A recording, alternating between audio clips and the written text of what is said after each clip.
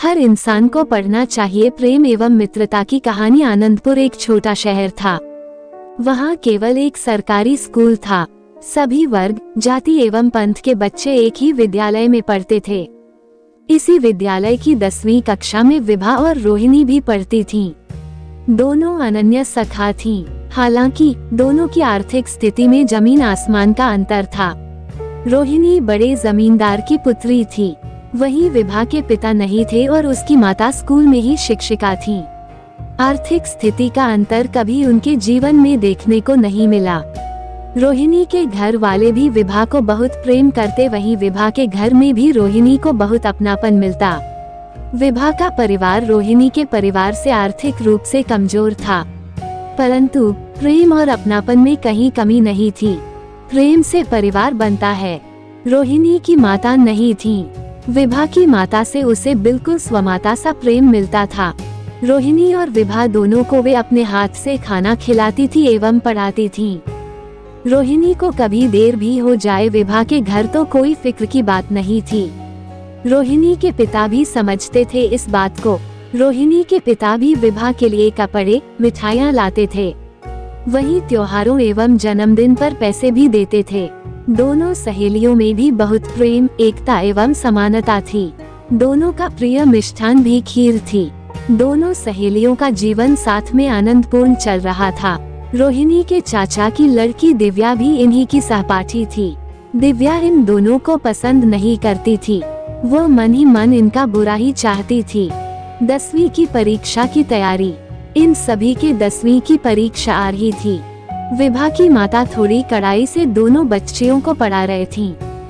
आवश्यकता पड़ने पर लड़कियों को उठ बैठ लगाने का दंड भी देती। एक दिन की बात है, दिव्या ने रोहिणी से 2 दिन के लिए उसके गणित और विज्ञान की कॉपी मांगी। रोहिणी ने दे दी। जब वह विभा के यहाँ पहुँची तो माताजी, जो कि शिक्षिका भी थी, उन्हीं ने कॉपी निकालने को कहा। रोहिणी ने सारी बात बता दी।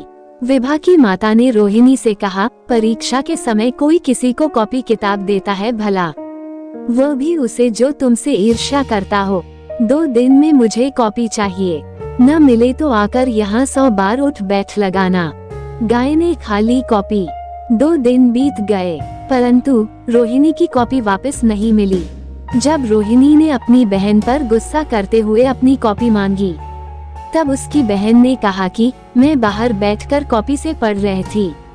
माँ के बुलाने पर जब मैं अंदर आई तब तक गाय ने कॉपी खा ली।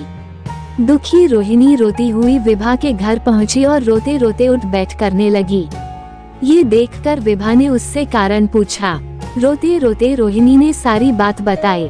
विभा ने उससे कहा, रो मत, मेरी कॉपी है ना, हम दोनों उसी से बारी बारी पढ़ लेंगे। विभा की माँ अंदर से दोनों की बातें सुन रही थी। उन्हें अपनी बेटी की सोच पर गर्व हुआ। बुरे समय में सही उपाय आवश्यक। कुछ समय बाद विभा की माँ दोनों बच्चियों के लिए नाश्ता लेकर पहुँची।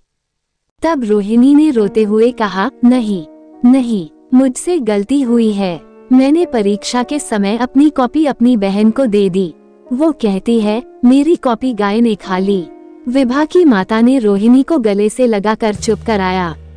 उन्होंने उससे कहा, बेटा, मैंने सब बात सुन ली है, अब जो हो गया सो हो गया, इससे सीख लो, आगे की तैयारी करो। बुरे समय में सही उपाय आवश्यक है। दोनों के पास समय कम है, दोनों को एक ही कॉपी से पढ़ना है। दोनों अपनी अपनी समय सूची बनाओ। ध्यान रहे दोनों के गणित एवं विज्ञान पढ़ने का समय अलग अलग हो। अच्छाई एवं मेहनत का फल अच्छा एवं मीठा। माँ के जाने के बाद विभा ने भी रोहिणी को धैर्य बंधाया। दोनों सखियों ने मिलकर माँ के कहे अनुसार समय सूची बनाई। साथ ही यह भी निश्चित किया कि जब हमारा खाली समय होगा तब हम खेलने के बजाय नोट्स लिखेंगे, ताकि परीक्षा के दिन हम दोनों पढ़ सकें। इसी तरह से दोनों तैयारी करने लगे। कुछ ही दिनों में गणित एवं विज्ञान की कॉपी भी बनकर तैयार हो गई। उनकी परीक्षा भी अच्छी हुई।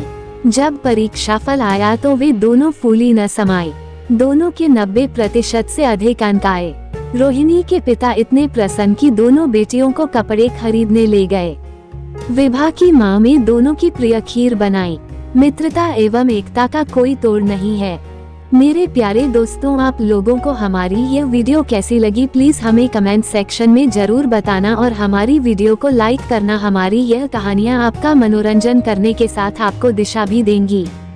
तो बने रहिए हमारे साथ और हमारे प्रयास को सफल बनाएं।